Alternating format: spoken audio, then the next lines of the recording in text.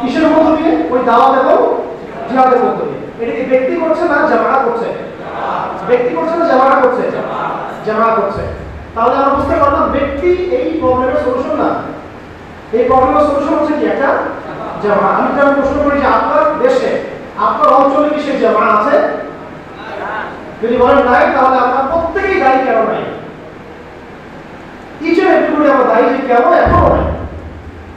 দায়ী না নাকি আমাদের কোনো জিম্মেদারি নাই? এখন এক্সিস্টিং যে জামাতগুলো আছে, এক্সিস্টিং জামাত মানে যাদের অস্তিত্ব আছে ইসলামী অঙ্গনে, তারা কি এই সিরাতের জিহাদ এবং দাওয়াতের পথে হাঁটবে? বা হাঁটছে? হেঁটেছে? হাঁটার কোনো ইচ্ছা আছে? তাহলে এখন প্রশ্ন উত্তর পেয়েছেন যে বিকল্প জামাত কেন দরকার? বিকল্প জামাত কেন দরকার? অনেকে প্রশ্ন করতে পারেন অনেক জামাত আমাদের দেশে আছে, তাহলে আপনি বিকল্পের কথা কেন বলছেন? বিকজ এক্সিস্টিং জামাতগুলো পরিপূর্ণভাবে দাওয়াত এবং জিহাদের পথে হাঁটে নাই, তাই এই কারণে বলছি। এবং আমি দেখালাম যে এই প্রবলেমের সংকটটার সমাধান একটা নির্দিষ্ট অঞ্চলের না, সারা বিশ্বে, পুরো বিশ্ব থেকে যখন মুমিন মুসলিমরা জামাতবদ্ধ হয়ে এই আল্লাহ কাফেলাগুলো নিয়ে আস্তে আস্তে এগিয়ে যেতে থাকবে, বাইতুল মুকাদ্দাস ওদের পরিবারকে ছিনিয়ে নিয়ে আসবে ইনশাআল্লাহ। এটা আপনি ব্যক্তি দিয়ে করতে পারবেন, পারবে? অবশ্যই বলেন, আপনি পারবেন ব্যক্তি দিয়ে? পারবেন। আচ্ছা, একটা অপশন দিয়েছেন রাষ্ট্র। আমি একটা অপশন দিয়েছিলাম কি রাষ্ট্র। আমাকে বলেন বিশ্বে কি মুসলিম রাষ্ট্র নাই? কয়টা আছে? 100-এর মতো নাই? আজ পর্যন্ত কোন রাষ্ট্র, আজ পর্যন্ত কোন রাষ্ট্রটা ফিলিস্তিন সংকট সমাধানের জন্য সিরাতের আদলে দাওয়াত এবং জিহাদের পথে হেঁটেছে? একটা এক্সাম্পল দেব। Qatar, Abu Dhabi, Saudi Arabia, Kuwait, Yemen, Lebanon, Jordan, Pakistan. পাকিস্তানের কাছে পারমাণবিক মিসাইল আছে, আছে? তুরস্ক, আরবের আশেপাশের কতগুলো বলতো তা আছে? তার মানে রাষ্ট্র এই সমস্যার সমাধান দিবে, কারণ এই রাষ্ট্রগুলো নিয়ন্ত্রিত হচ্ছে জায়নিদের দ্বারা, তাদের তন্ত্রমন্ত্র দ্বারা, তাদের শিক্ষায় শিক্ষিত হয়ে যে বাইতুল মুকাদ্দাস জয় করতে আসবে। সর্বোচ্চরা বলবে আমরা দুঃখ প্রকাশ করতেছি, সর্বোচ্চরা বলবে যে আমরা প্রাণ পাঠাচ্ছি, চেষ্টা করছি, সর্বোচ্চ বলবে যে আমরা দেখছি বিষয়টা, আফসোস। ও এখন তো তাদের কেউ কেউ বলা শুরু করেছে, মুনাফিক, তাদের কেউ মুনাফিক বলা শুরু করেছে যে গাজাবাসীদের উচিত সেখান থেকে হিজরত করে চলে যাওয়া, ওই জায়গাটা ইহুদিদেরকে দিয়ে দেওয়া, তাহলে নাকি অন্তত জান বাঁচবে, মাল বাঁচবে। এটা আমাকে তারা ফতোয়া দিয়েছে এবং সেই ফতোয়ার দলিল হচ্ছে নবী সাল্লাল্লাহু আলাইহি ওয়াসাল্লাম নাকি মক্কা থেকে মদিনায় হিজরত করেছেন, এই দলিল এখানে লাগাই দিল। তাহলে আমি বলছি আপনাকে ব্যক্তি সমাধান দিবে না, এবং এই তথাকথিত গণতান্ত্রিক সেকুলারিজমের আন্ডারে এবং কমিউনিজম এবং এই জাতীয়তাবাদ এর আন্ডারে যে রাষ্ট্রগুলো পরিচালিত হয়, এরা এই সংকটের সমাধান করবে না। যদি করতো তাহলে বিগত 100 বছর কি করতে পারতো না? করা কি হয়েছে? কিছু কিছু রাষ্ট্রপ্রধান ইমানদার ছিলেন, কিছু কিছু বিভিন্ন সময় 1964-তে, আপনার 58-তে, 72-এ, 78-এ কিছু কিছু রাষ্ট্রপ্রধান ইমানদার ছিলেন, তারা আরব ইসরায়েল যুদ্ধে জড়িয়েছেন। কিন্তু ততদিনে অনেক দেরি হয়ে গেছে। ততদিনে এই সাইনিস্টরা, ইসরায়েল, আমেরিকা এবং ব্রিটেন এরা সবাই মিলে, ন্যাটো মিলে এত শক্তিশালী হয়ে গেছে যে আপনি 6টা রাষ্ট্র মিলে আপনি একটা রাষ্ট্রকে হারাতে পারছেন না, সে উল্টা 6 দিন আপনাকে হারিয়ে গেছে। এটা আমাদের জিজ্ঞাসা হয়ে গেছে। তার মানে আমরা এখন বুঝতে পারলাম যে আমাদের ওই সংকট হোক আর আঞ্চলিক সংকট হোক, উভয় সংকটটা একসাথে যোগসূত্রে গাঁথা, এবং এইটাকে সমাধান করতে হলে আমাদের দরকার একটা জামায়াত। এবং এই জামায়াত যদি আমরা গঠন করতে না পারি, তাহলে ভবিষ্যতে আমাদের আরো খারাপ দিন দেখতে হবে। এটা মূল কথা। এখন আমরা যদি এটা করতে পারি, এর পাশাপাশি আরো অনেক কাজ আছে। যেমন আমি বললাম যে হ্যাঁ, অবশ্যই তাদের পণ্য ব্যবহার করা, সচেতনতা তৈরি করা, তাদের ব্যাপারে জনগণকে সতর্ক করা, আমার শত্রুদেরকে চিনতে শেখানো, হকটাকে স্পষ্ট করে খোলাসা করা, ঠিক আছে, রাষ্ট্রকে চাপ প্রয়োগ করা, এবং আরো কিছু গণতান্ত্রিক কাজ ঘুরে ফিরে। এগুলো দিয়ে খুব একটা ফায়দা হয়, এগুলোতে খুব একটা ফায়দা কিন্তু হবে না। আমি রাষ্ট্রকে কোনো চাপ প্রয়োগ করলাম, রাষ্ট্র কিছু করছে না, আমি কিছু করতে পারবো? আমি মার্চ ফর গাজা করলাম কোটি কোটি মানুষকে দিয়ে জাতিসংঘের কাছে বিচার চাই না, কিছু লাভ হবে? বলেন, আমি ধরেন সব পণ্যকে বয়কট করলাম, কিছুটা অর্থনৈতিক ক্ষতি হলো ওদের ঠিকই, কিন্তু আদতে কি তারা গোড়া থেকে ওদের পতন ঘটলো কি? আমাকে কথাটা বুঝতে পারছেন? আমরা ধরেন ওদের মিডিয়াগুলো ত্যাগ করে দিলাম, ছেড়ে দিলাম, তো বিকল্প মিডিয়া তো আমাকে বাড়াতে হবে, ওদের প্রযুক্তি থেকে বের হয়ে আসতে হবে, বিকল্প প্রযুক্তি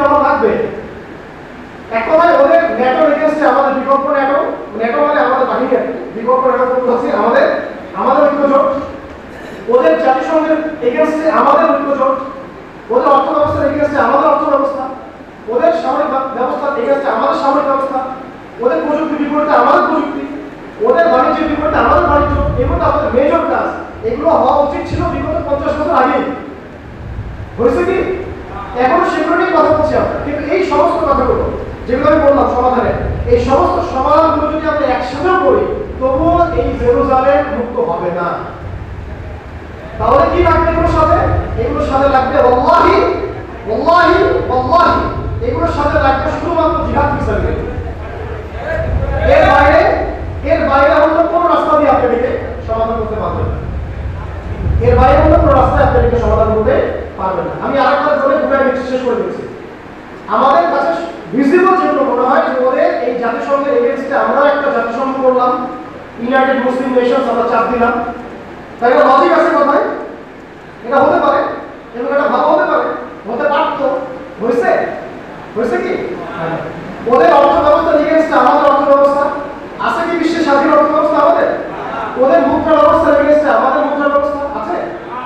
ওদের বাণিজ্যের রুটের বিপরীতে আমাদের রুট, ওদের পণ্যগুলোর এগেইনস্টে আমাদের পণ্য, ওদের প্রযুক্তির এগেইনস্টে আমাদের প্রযুক্তি, ওদের এই পারমাণবিক অস্ত্রগুলোর এগেইনস্টে আমাদের পারমাণবিক অস্ত্র, এবং ওদের এইসব ইহুদি রাষ্ট্র, খ্রিস্টান রাষ্ট্র এগেইনস্টে আমাদের ইমারা রাষ্ট্র, আমাদের শরিয়া রাষ্ট্র। এগুলো সবগুলো একত্রিত হয়েছে, মনে হয়েছে?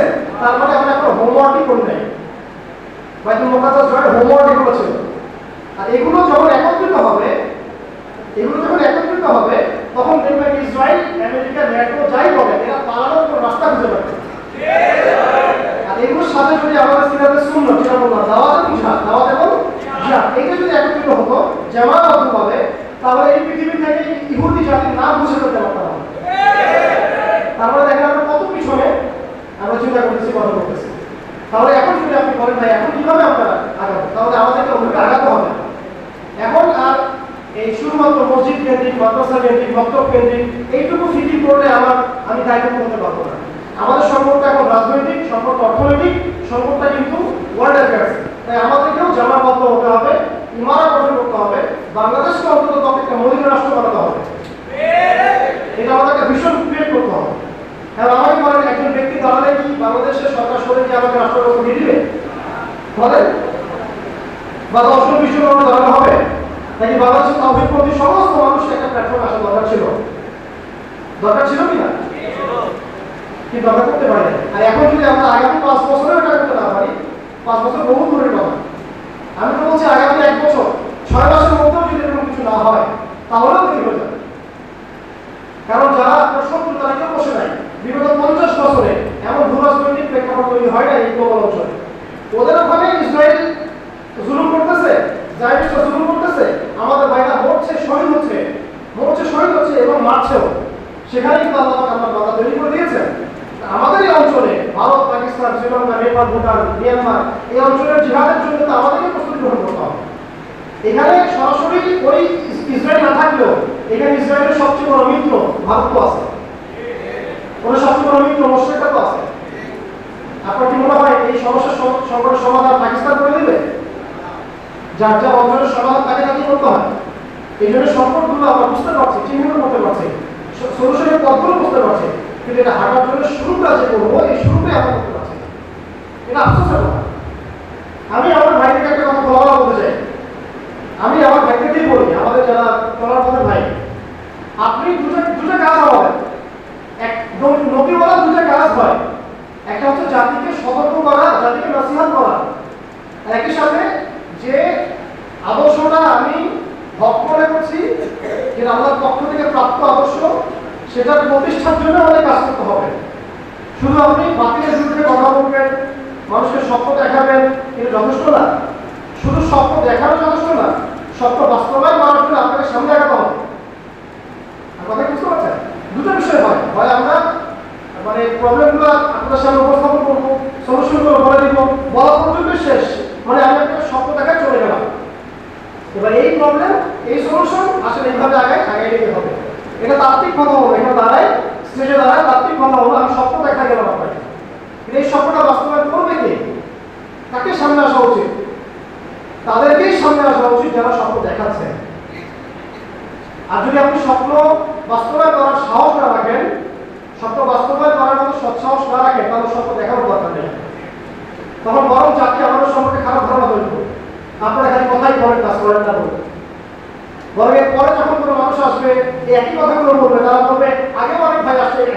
বলছে, কিছুই করে না। তবে শুধু স্বপ্ন দেখাও যথেষ্ট না, স্বপ্ন বাস্তবায়ন করার জন্য আমাদের সামনে আগে হবে। এবং এই স্বপ্ন এবং এই স্বপ্নের বাস্তবতা এটা আমাদের একার কাজ না, আপনাদের সবার সহযোগিতার দরকার আছে। কারণ এর আগে এমন অনেক ঘটনা ঘটছে যে যারা একটা জাতিকে কমকে সতর্ক করার চেষ্টা করছেন, স্বপ্ন দেখাইছেন, প্রতিষ্ঠা করার চেষ্টা করছেন, তাদেরকে সামনে আগায় দিয়ে পিছন থেকে মানুষ পালাই গেছে। এমন অনেক ঘটনা কিন্তু ঘটছে। তাই সংকট যত গভীরই হোক, সমাধান একটাই, সিরাতের পথে হাঁটতে হবে। সিরাতের পথে হাঁটতে হলে ভাই আমাদের এইগুলোর চর্চা এটা তো করাই লাগবে, এটা আগে থেকেই করা দরকার ছিল। যারা করি নাই এখনো করতে হবে। এর সাথে লাগবে একদম সাহাবাওয়ালা জিন্দেগি, একদম উত্তম আখলাক, তাসকিয়া লাগবে, ওলামা কেরামের সুন্নাত লাগবে, এবং একই সাথে জামাবদ্ধ হয়ে যেতে হবে। জামাবদ্ধ হয়ে জীবন মাস্টার মোড়ায় থাকতে হবে। আমি রান্নাবদ্ধ প্রয়োজন আছে, আমি রান্নাবদ্ধ করতে হবে, জামাবদ্ধ হতে হবে, হক আর বাতিলকে স্পষ্ট করতে হবে। কেন এই নতুন জামা বা সমস্ত জামাগুলোর সমন্বয় কেন প্রয়োজন এটা স্পষ্ট করতে হবে। আমাদের অঞ্চলের সমস্যাগুলো চিহ্নিত করতে হবে, এগুলোর সলিউশনগুলো খুঁজে বের করতে হবে।